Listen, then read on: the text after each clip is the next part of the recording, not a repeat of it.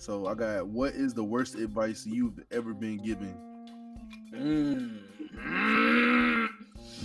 This is so bad. It was to tell a girl exactly how I felt. Yeah, we thought that was funny as shit. It wasn't even a relationship. It was not real, bro. It was a situationship, and shit had been rocky. We had like broken stuff off, and we're away on this trip.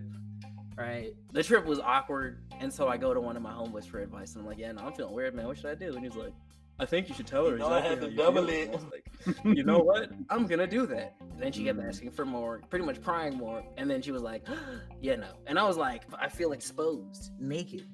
So be smart with that. Don't just go and just blab if you're feeling away, because your feelings are not someone else's reality. Shit, what you got, Ivy? I got, always be the bigger person. That shit is dead. I'm like to be mad, hold grudges, stay mad. I don't care. Forgive and forget. All that shit is stupid. I don't care how long that advice has been around. What they say, tradition is just peer pressure from dead people.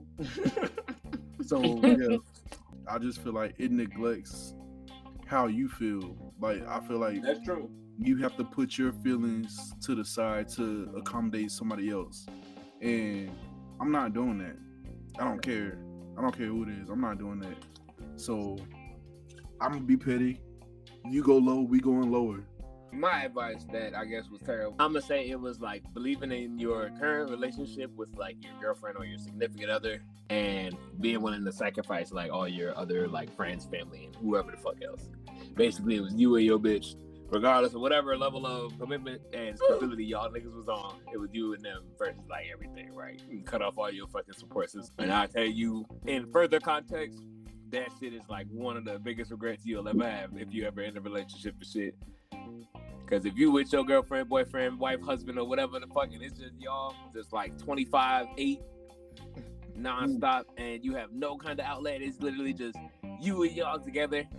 It's a lot of shit that you'll go through and nobody will ever know. And then you'll find yourself with a can of worms waiting to open and shit. And by the time you start talking to other people, you realize that talking to other people might have been a good idea, and you wouldn't feel as bad as you. This might not work out for everybody, but at least what I thought was horrible advice.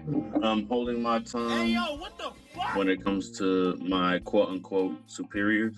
If someone outranks you, they're obviously more experienced than you and know what the hell they're talking about.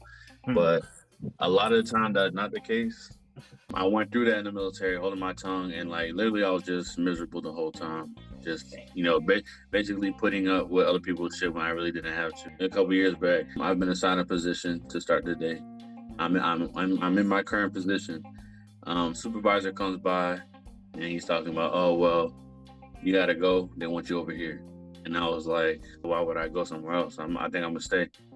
He's like, oh, well, I'm your boss. You have to listen to me. And for some reason, I've been up since 4:30 and something with that just didn't click right. So I went off a little bit. I was like, I don't fucking work for you. I work for such and such company. I don't work. And he was like, oh, well, you got to do what I say. I'm the supervisor. I'm like, I'm not going any goddamn where, bro.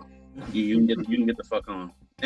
and whole time, like I'm saying it with, and I'm kind of feeling like, oh shit, what am I doing right now? But at the same time, I'm like, nah, fuck this. Like he deserved it. And where he wanted me to go was hot as hell. But in reality, they asked him to go there.